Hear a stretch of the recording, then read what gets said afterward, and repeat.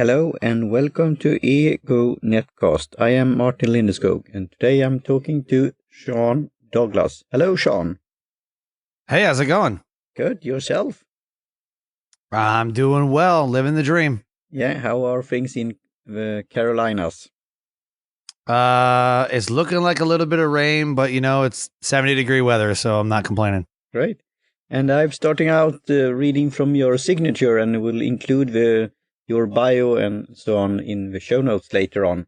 So you are a U.S. Air Force veteran, motivational and inspirational speaker, master resilience trainer, life coach. Resilience. Yeah, resilience. Thank you. Life coach and author.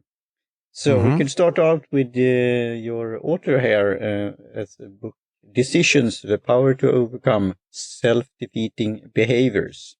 And it's listed there on Amazon. And I saw some of the reviews there and also the description of the book, how to find your why and if you are not motivated, how to struggle on and so on. So could you give a short synopsis of your book?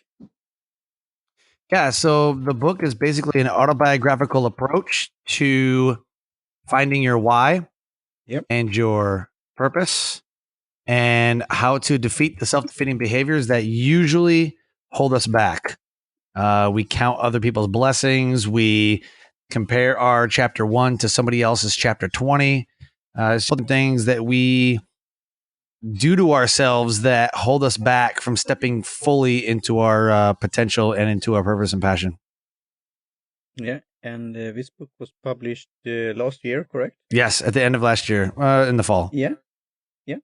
So what are you doing right now? Are you working on another book or some other projects and so on? And you're welcome to mention your hobbies also if you want to. Well, if you mention, hobbies, I'm actually building a 66 Mustang coupe in my garage. So that's been a pretty cool experience, welding and cutting. And basically a full restoration. But as far as business, so I founded the business called The Success Core. That's my business. And it's basically speaking, coaching, training. I do resilience training, resilience seminars. I also do team building, team performance, leadership seminars, workshops. I speak at conferences. I speak at high schools. So that's my business. It's a purpose and passion that I had that I didn't know I had. A couple of years ago, I found out that I was really good at speaking, communicating, and giving presentations. And I dove deep into what it takes to become a speaker and a trainer. And so I did that, and I fully engulfed myself in that development. And so after I got through the development part, I was like, man, let's do this. So I've been speaking since 2009. And I've been loving it ever since. Right. And I have to go back to your Mustang there and the welding. What kind of brand are you welding with? Are you using a Hobart? Hobart Brothers. Yeah, that's good to know. Yep, Hobart. I have been in the welding industry for a long time in Sweden and in America, and I worked for this ITW Hobart Brothers for some time there, so it was fun to hear what you are welding with. Yeah, definitely. For them. Lincoln's good. Lincoln's fine, but Hobart just seems to me to be more user friendly and just easier to use. Yeah, so I like it. And this kind of nuggets you could get if you listen to this random show. So that's you ever need a welder, go get a Hobart. Yeah, that's good to hear. And in your signature also, you have also a site called Elevate for Success and also Stonehouse Consulting. Could you tell me a bit more about your service? Yeah, sure. Okay, so Elevate for Success is a training company, kind of like Fred Pryor.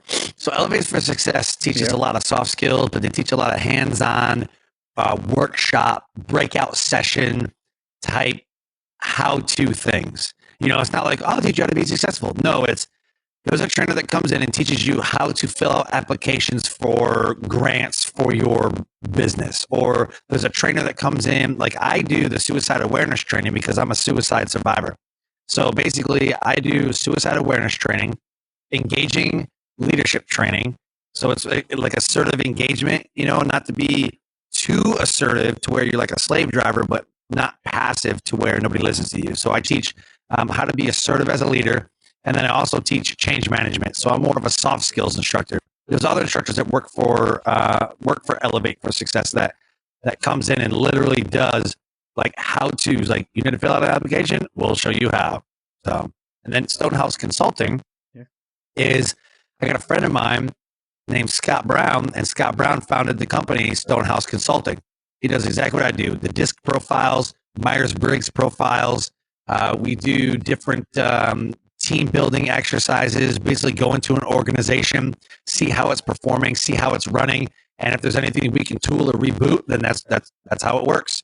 And so, a lot of organizations are like, man, our performance sucks. I'm like, okay, well, I'll help you with that. Here's how I can help you. And so we basically retool an organization to where they're performing at optimal performance. Yeah.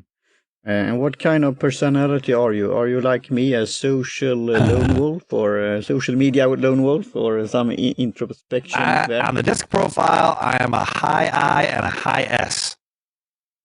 And so, I'm very outgoing, if you can tell. Very outgoing, very energetic, but the steadiness is there. You know what I mean? I'm an influencer, but I got steadiness about it. I'm calculated and strategic. So that's pretty good. My D is very, very, very, very low. Yeah. So, and good. We could mention that to the listeners. You reach out here through the service called podcastguests.com in order to have a chat here with me. And hopefully also this recording will work well with Ringr.com. I heard a bit of statics there, but probably it will take the best quality from my side and your side. So we'll figure that out later on. And so that's nice to hear. What more you want to talk about? It's you are a fellow podcaster. You have I just started one. Your own show. Yeah, congratulations. Live Transformation Radio on Blog Talk Radio. And I saw there a name that's probably familiar in this personality type and personal development, Ziglar, but not Zig Ziglar. It was Tom Ziglar. Could you tell me more about him? So I had Tom Ziglar on my show about 2 weeks ago. It was March 22nd, to be exact. And so Tom and I developed a relationship through his webinars and some of the coaching things that he's done. And I really wanted to be a legacy speaker, but it cost a little bit of money, kind of like John Maxwell. John Maxwell, the same way. You go on some webinars, you want to be a speaker, a trainer for the John Maxwell company. It's about $5,000. And so Tom and I was like, man, I really want to do this, but I wanted to kind of get more information. I knew all about John Maxwell. I got some friends that are John Maxwell trainers, certified coaches. And I said, I want to get to know them because I've been following, Zig's page for like ever, early 2000s, since I got into the personal development game. And so Tom and I just shot, messages back and forth. And, I subscribed to his emails and I was what said. I email back sometimes like, man, this really touched me, man. I really appreciate the message that you sent today. And he'll send out a couple messages, kind of informing you like, hey, man, you got to live to win. You got to be this way, got to be this way. And I'm like, man, I really like that. And so, I sent messages back and forth and we talked and I said, I really want to start a radio show that is all about the transformation of somebody. Not so much how you did it, but more of like the emotional feeling behind your transformation. Because we're not the same way we were 5 minutes ago, 20 minutes ago, a year ago, 10 years ago. We're not the same person. And so I wanted to design a radio show around someone's transformation, not so much the how of they transformed, how they transformed, but just the why. So the first question I always ask the guests is, why do you do what you do? Not what, not how, but why. Why do you do what you do? Because I feel like, and Simon Sinek said it so well, people buy into why you do it, not so much what you when you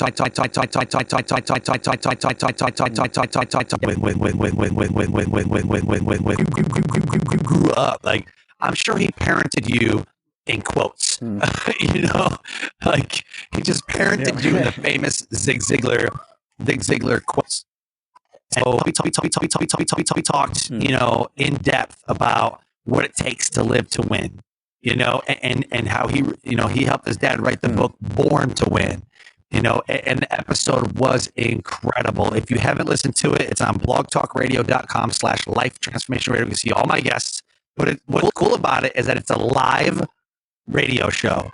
Wednesdays at 5:30 Eastern. It's live. Call in. They can talk to me. That's the aspect that I love about the show, was that I got to do a live show. We've had callers call in, ask questions, so it's really cool. It's really interactive.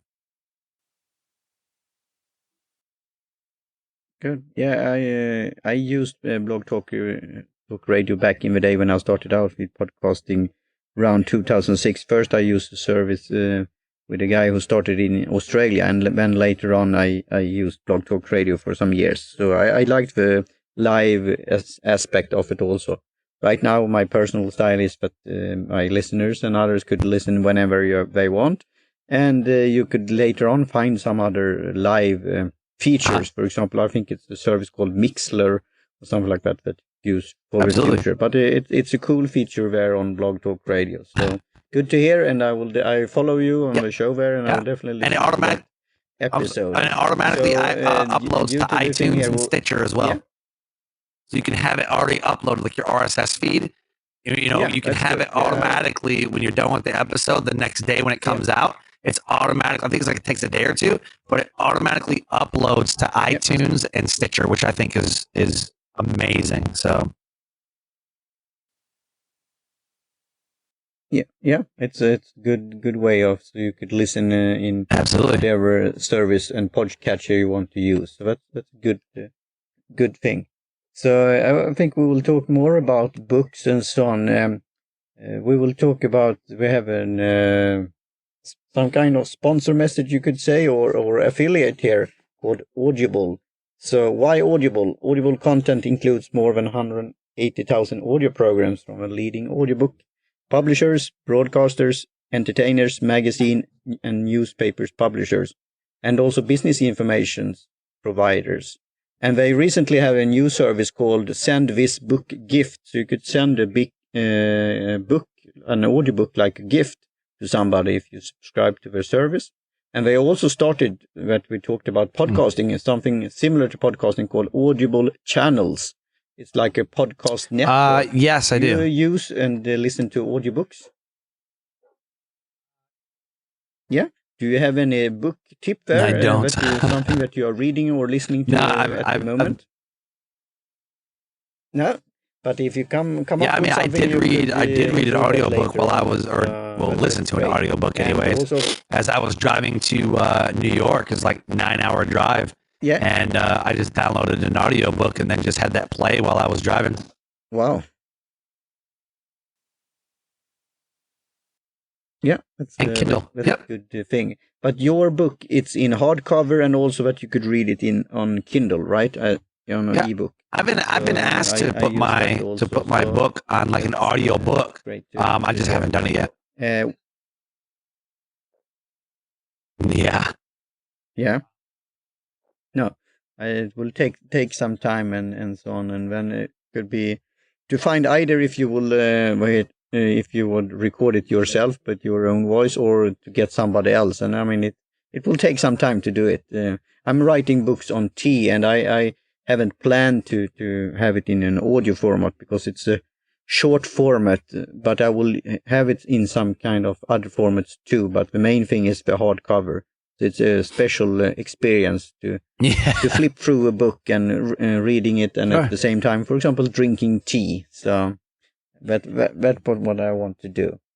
And what more? We talked about your projects there and different hobbies, and also your speaking engagements. Do you want to talk a bit more about your background? I mean, we could talk about how and what you have experienced. My military experience has played a role in building my business, because that's really where my focus is at right now. I'm about 4 years away from retirement, so. Yep.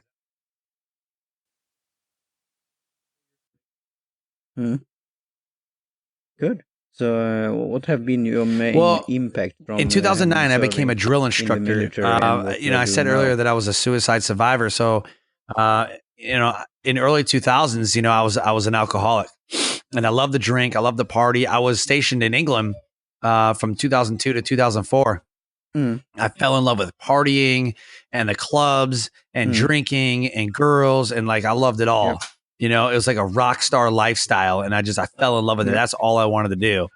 Well, it took a toll, and I became an alcoholic. And then fast forward, 05, 06, 07, I'm still doing the same things. I transferred back to the States, so I rotated back from England to Idaho. Lived in Idaho for a while, then moved to Utah. I met my my now wife in Utah, but I didn't want to give it up, and so I had a huge party, and then my house ended up catching fire, and I lost the house, and it was real bad. A lot of the friends were like, "Okay, this dude's crazy. I don't want to talk to him anymore." So I felt my life in shambles. Well, my wife, she offered to have me come stay with her, which, at the time we were just kind of seeing each other and kind of hanging out as friends, whatever. And so I lived with her for a couple of months and said, this is great. I love it. Let's get married.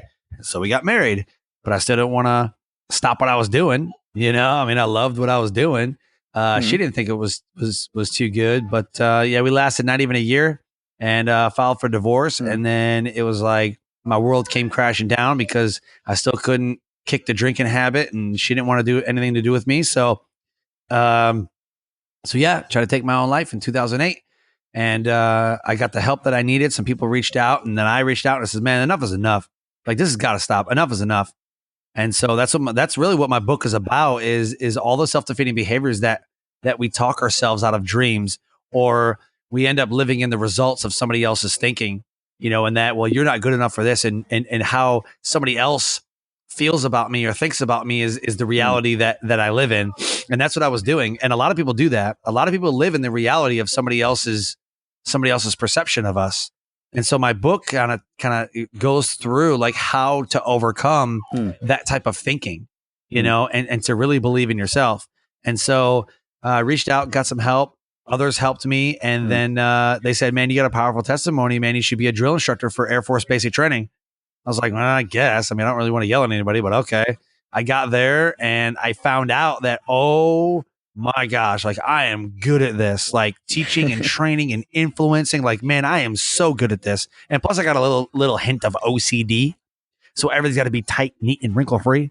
I'm like, "Ooh, I got that." That's all. Like, kids, like I said, yeah, becoming a drill instructor was probably the best thing that ever happened to me, outside of, living. But, it really gave me an opportunity to grow and to search inside myself and do something really outside of, and I unlocked and talents and gifts that I never knew existed. And I had a passion for influencing and a passion for speaking and training. And ever since 2009, I've been a personal development and professional development, tons of books and learning how to become a better version of myself. And that's what I do now with my business, the Success Core. I take people who are struggling and I show them a better way, and I teach them a better way. And I also teach resilience skills.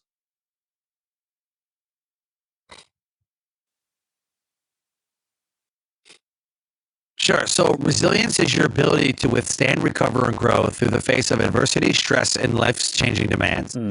Everybody goes through adversity. The meaning in now, resilience. The way that resilience works is that you have to try to create a buffer for the adversity that you're going to overcome.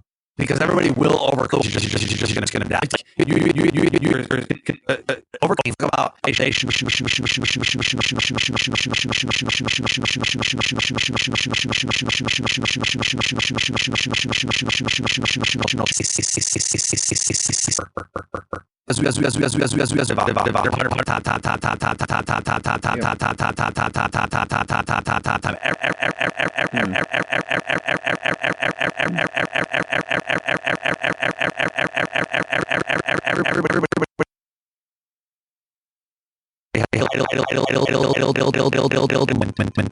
everybody's entitled to a bad day, but it just says that I don't live in that residence. I don't live in I'm not attaching my address to that negative thinking. I'm not planting my mailbox in a life of despair. It's just a season. It's just a moment, but when I teach you how to take that, you're better equipped to handle change and to handle adversity. And so other skills that I teach are like values-based goals. I teach a skill called Check Your Playbook. Check Your Playbook is cool because it's a self-assessment tool that says, I acted uncharacteristically. Let's find out why. So I love the skill Check Your Playbook and then balance your thinking. Because I'll tell people, like, dude, you need to balance your thinking, man. It's like, this person's talking about me, and I know what they're talking about. They're talking bad about me. Like, whoa, what even have thought. So when you balance your thinking, you do it in 3 steps. First of all, you examine the evidence. Do I even have any evidence to even prove any of the thoughts that I'm thinking? If not, then they're probably your own thoughts, because all thoughts that we have, the negative ones, are all self-created. Nobody creates the negative thoughts in us. All thought, okay, is created by either internal or external factors. The positive ones can be internal, but are mostly external. Negative thoughts that we have are all self-created. We place meaning in ways that benefit us or justify how we are thinking and feeling, because our decisions are done based off of our thoughts, feelings, and beliefs. The thoughts, feelings, and beliefs are the ones that drive our reactions and they drive our decisions. So if you have unbalanced thoughts and you have negative beliefs, you know what I'm saying? Then you're going to make very bad decisions and you're going to live a very negative life. I choose not to live that way. I want to live a very epic life. And so what I do, I teach people how to examine the evidence carefully, okay? And then the second thing is there a double standard? Because sometimes there's a double standard. Well, if one guy acts this way, but another guy acts a different, the same way, but it's different because there's no double standards. What if you did the same thing? Would you get upset? Would that person get upset? And would you be okay with that? And so you have to examine, like, is there a double standard? And the third thing, and most importantly, is to phone a friend. And not the friend that's going to agree with every single thing you say. Like, if you're a female out there and you have this friend that really agrees with everything you say, call her. If you guy, if there's some males out there and you have this dude that's like, yeah, bro, got your back no matter what. Like, don't call that guy. You want to call somebody who is unbiased. Who's going to be the friend that tells you, dude, you're an idiot and you're wrong. Or the girl who's going to say, yo, girl, that's stupid. Like, you messed up. You know what I'm saying? So that's really the heart of it. And I teach mindfulness. I teach mindfulness skill sets. And then I teach some spiritual resilience, which is basically how you strengthen a set of beliefs, principles, and values. And then I teach an interpersonal problem solving course and a good listening and active constructive responding.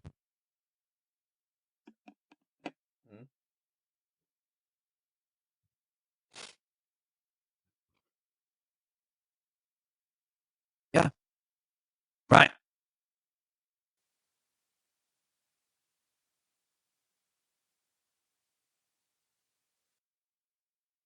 I have not. Yeah, that sounds interesting and a good thing. I will Perfect. look into it more. And talking about values fair and also believing in yourself. Around the halftime here, we're talking about the trader principle. Have you heard about Miss Rand and her book, The Fountainhead and Atlas Shrugged? No, that's the book tip. 2 book tips for you, Van, that you could read. But in essence, then as we have now, we have a freely exchange between us. Nobody have forced us to sit here and talk. And on a free market, you have a exchange in values and products and services and so on. Well, the only thing I have to say about that is you're free to make any decision you want to, but you're not free from the consequences of those decisions. When you're selling your book, we make decisions every day. Like I said, our thoughts, feelings, and beliefs drives our reactions and drives our decisions. So you need to get a hold on those thoughts and feelings and beliefs. And we all know the ones that, well, I believe this, and everybody knows it. Yeah, because you won't shut up about it. Like, we get it, we got it. You believe this, or you believe, like, got it. And so, again, you're not free from the consequences of any decision that you make, and no one decision will only impact you. I'm not talking about, well, I decide to get fast food over sitting at a restaurant. I feel like I should drink, tea instead of water. Like, I'm not talking about that. I'm talking about decisions, like real life decisions. They will never only impact you, they will impact everybody around you. And if you're not mindful of that, then you will continue to make the wrong decision 100% of the time. Then again, Wayne Gretzky, the greatest hockey player ever, probably arguably the greatest hockey player, Wayne Gretzky said, you will miss 100% of the shots that you don't take. So make a decision. I live my life by one simple principle. Say yes and figure the rest out later. Because when you say yes to things, it opens up your heart and mind to new possibilities and new opportunities. So at the Success Core and in the mastermind group that I'm in called M1, March to a Million, with Rock Thomas, we always talk about say yes and figure it out later. That's correct. And yeah.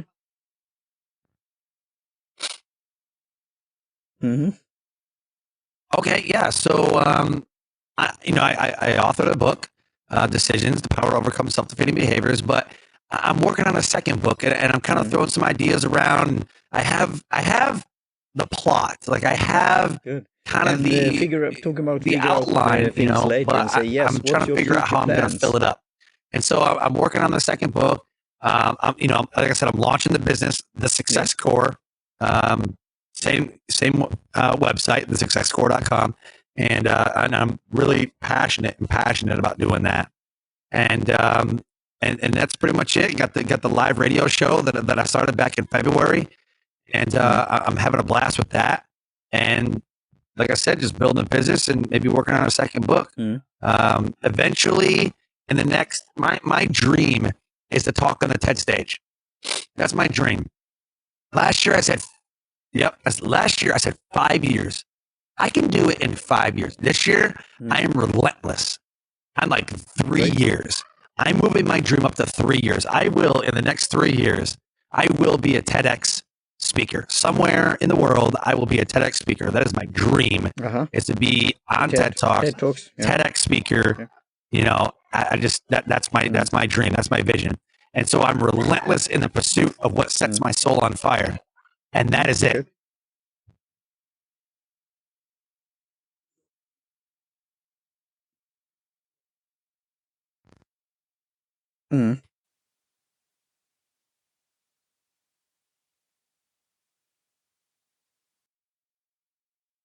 Absolutely.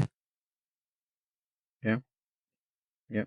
I visited TEDx, the light version there in Gothenburg once a couple of years ago. So that was a interesting experience. So best premises with that, Sean. Oh, I've got keep me what I suggest on how it's going. Now, there's been people that have been doing it a lot longer. Like, you've been doing this a lot longer than me, and I'm sure that you've come across some amazing people.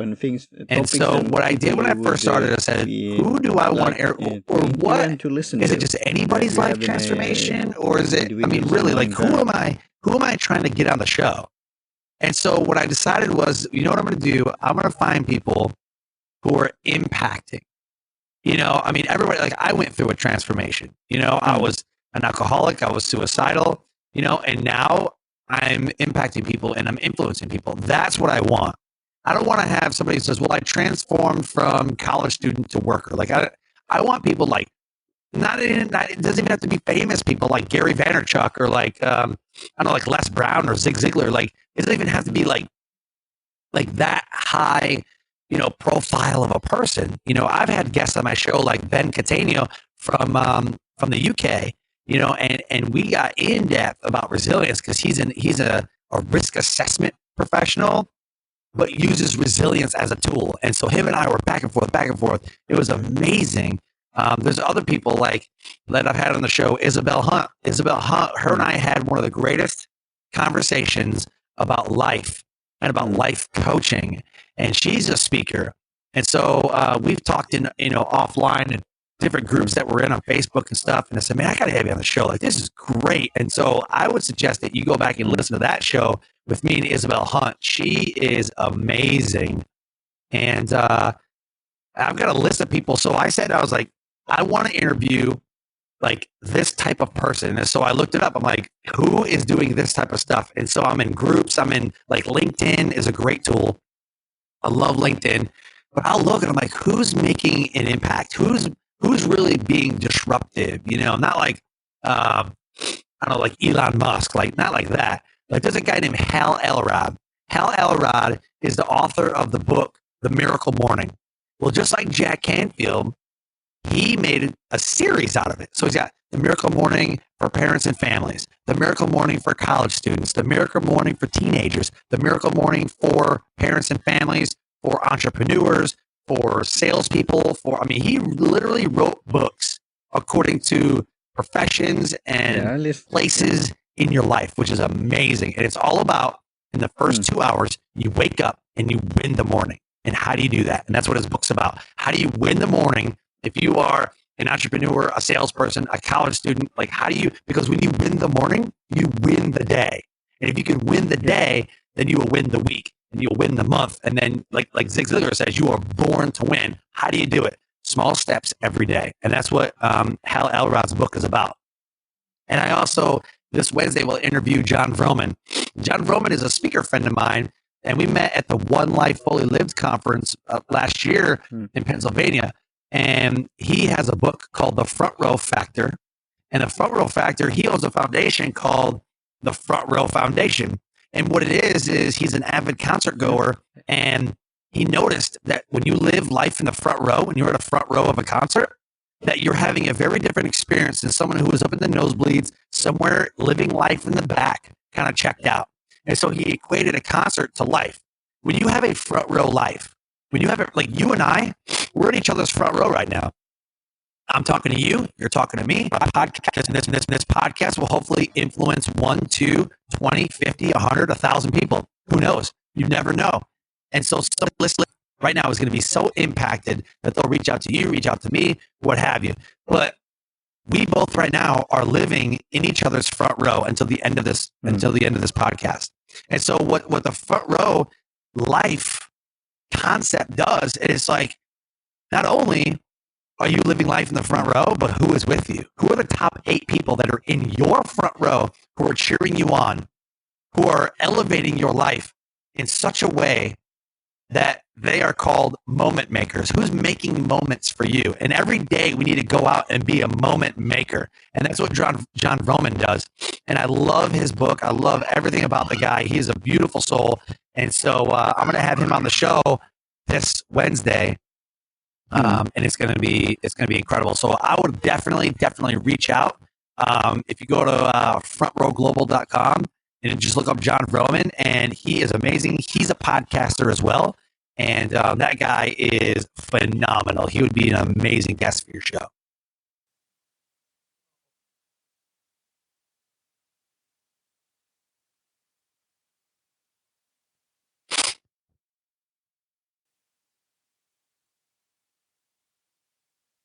Yes.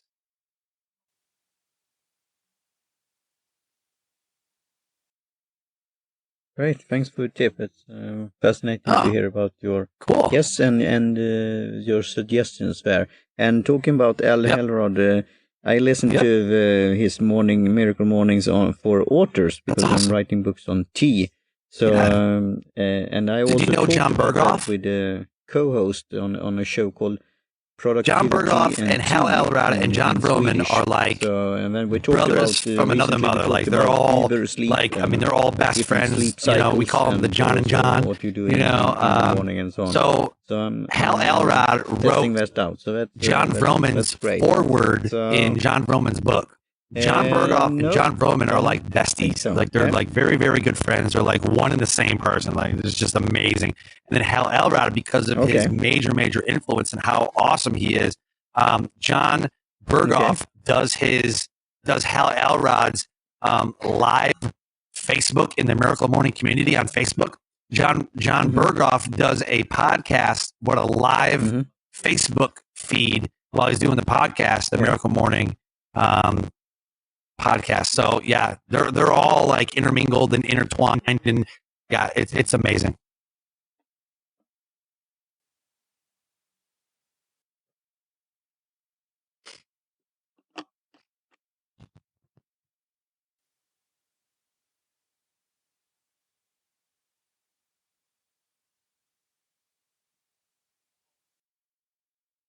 Yeah, so on my site, is my book. That's great. My website is The Success Core, CORPS, thesuccesscore.com. And for listeners, readers, my book is right there on the homepage. You can actually look inside of my website under podcasts. You can see all of the episodes that I've ever been a guest on. So your show will be on my website, so they can listen to it at any time.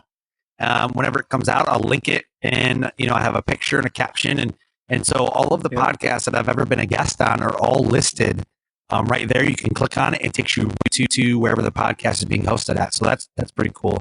But you can definitely go to my website, learn more about me, and you can get my book right there on Amazon. It's on the Kindle version, or you can get a paperback version.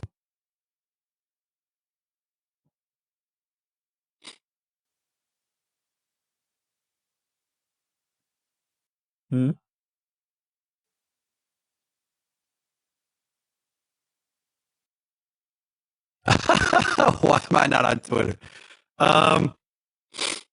So I've been asked this so many times. Like, man, you need to be on Twitter. Like, you need to be on. Into that and check it, and include that in the show notes. And if you want, you could tell myself and the listeners why you are not on the Twitter yet.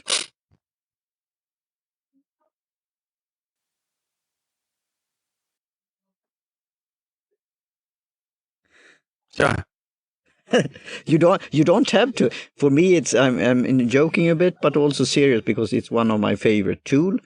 But I always, when I talk to clients, I give them the background that Twitter is not so big in a way, and it's a special atmosphere and so on. So I use Facebook because billions and billions of people are on Facebook. When I talk about your most it's never going to go away. Often in Twitter, back in the let's say like 10 years ago. 10 years ago, we had MySpace. That's why I use it as an remember introduction. MySpace? Everybody had MySpace. Interesting to like, see how do you not have a MySpace? If you want, you could tell me more about that. Yeah. But how many people really use MySpace? Yeah, correct. Right? I mean, no. Thing about MySpace is that when you went up to someone's page, I mean, you can message them and everything. But what I liked about it was when you went to someone's page, I wouldn't mind you had a music player that was there. But and sometimes you wouldn't recognize the songs, and sometimes you would. But you could click on that person's music player and take them to that band, and you could learn more about the band, which I thought was really cool. But it really showed who that person was, because you could tell a lot by a person by what kind of music they listen to, And so, and I really like that part. But Facebook is, Facebook is redesign the category, of social media. MySpace was the first. Well, really, AOL was the first. AOL was the first one to ever really bring social together. I mean, they are AOL is undoubtedly the category design. But the problem with AOL is that they didn't move past what they already created. They didn't. I see people all the time like, really, dude? Like AOL.com email? Like, for real? And they're like, well, I haven't changed it in 20 years. I'm like, well, time to change. Because you have to morph with the culture, and you have to morph with the times. AOL just kind of stood with that and said, you know what? We are who we are, and we're not going to change. If you notice, Facebook is always coming out, and Facebook stories are out now. And you have Facebook Marketplace. Like, they're always changing. They're always evolving. And if you want to survive, you have to do that. You have to evolve. You have to change. You have to morph into what your clients are doing, no matter what. So for Twitter, in my opinion, Twitter will be dead in 2 years. It's going to be dead. Yeah. So I believe that in 2 years, Twitter will be bought out, if they have not already, because I believe that somebody was talking about buying them. So Facebook has already bought like Instagram and Snapchat and all that stuff. Like, they're going to die off, man. Nobody's going to use them because Facebook's going to reintegrate everything, and Facebook's going to be the one-stop shop. Why have an Instagram? Or why have a Snapchat if Facebook's already going to offer it? Because, like I said, Facebook is the category king. They own it all. No one will go over Facebook. Yeah. So. Yep.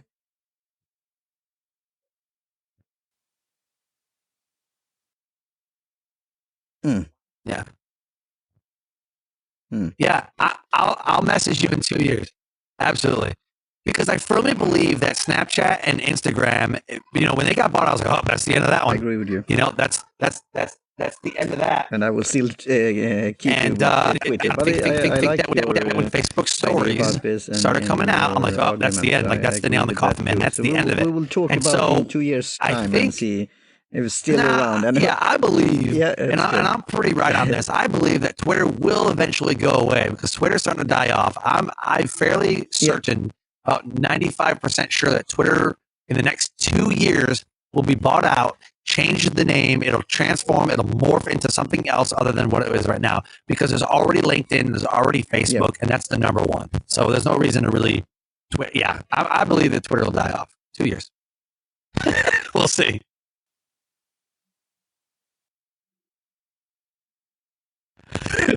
CEO of Twitter's listening right now, like, I'm gonna get this guy. He's not my PR guy.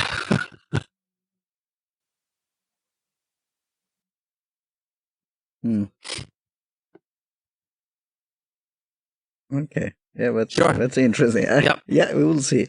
I will search out for some Twitter expert and see what they are saying. Yeah. I don't think so, but I agree. I agree. I have some issues with Twitter, personal issues with how to follow your tweets and so on, and how you could use it and search features. But also, I see that they tried to adapt also. But they had some buyers that were interested. For example, the CRM company and so on. So we will see. So we'll see what's happening in the future. I mean, their challenge is to earn money for the stockholders and so on, and see how it's going. On the other hand, it's that's database and our life is. Can you imagine people put their whole life into 140 characters? Trends and so on. They put their entire day into 140 characters. Their moments, their moments are lived in 140 characters. I don't know. So that's why I use it, and I like the transparency and the openness, and also that you have to be short and sweet, 140 characters. Sure. So I like that. So yeah, yeah, yeah. So, so you can find me at LinkedIn. Good I love LinkedIn. It's just a professional network. Nobody's sitting in there on LinkedIn going, "Hey guys, I'm going out to get a cheesburger." Like nobody does that. So it kind of weeds through all the crap that nobody cares about on Facebook. And it's the professional and business side of life. That everybody connects with on LinkedIn. So I love LinkedIn. Definitely connect with me there. Definitely on Facebook. I have a couple different pages. So you can follow me at the Success Core, or you can follow me at Sean Douglas Speaks, which is my Facebook page. The title will say Sean Douglas, speaker, master resiliency trainer, author, and then have other Life Transformation Radio, and you can follow all the radio stuff on there. And my radio show, Life Transformation Radio, is on blogtalk.com/Life Transformation Radio.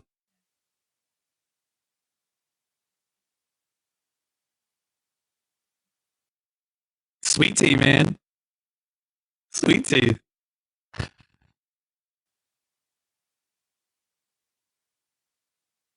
I think it's a fine balance, because you can't have too much sugar where it doesn't dissolve, but you can't have too little sugar where it tastes like you're drinking tea water. You know what I mean? It's just cheeseburgers. What kind of beverage do you drink together with your cheeseburger? Definitely sweet tea. Yeah, that's good. I like.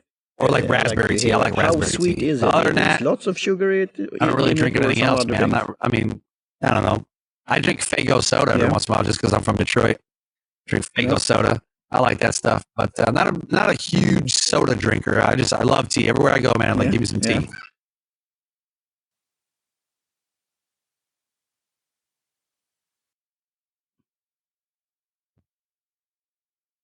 Okay.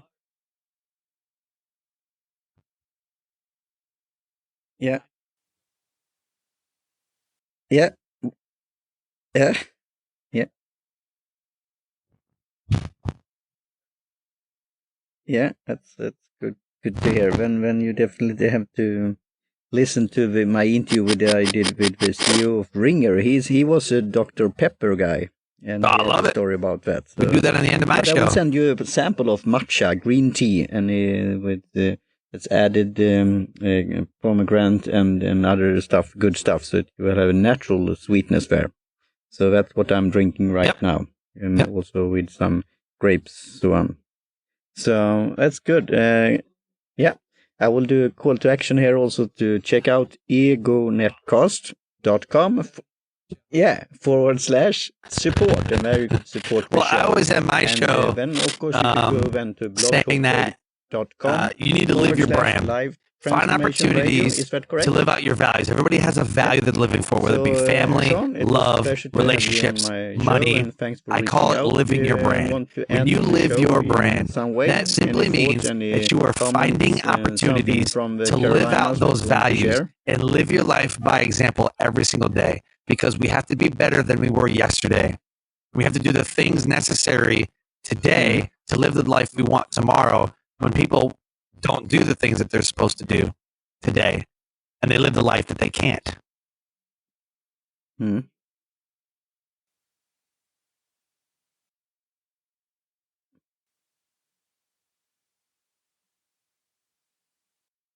Oh, yeah.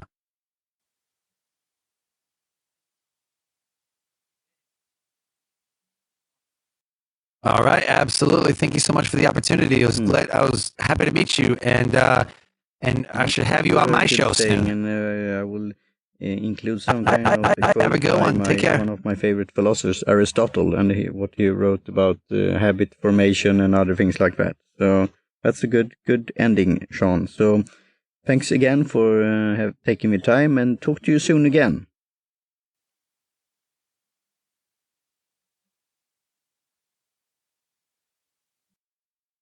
Okay, thank you very much. Cheers. You too.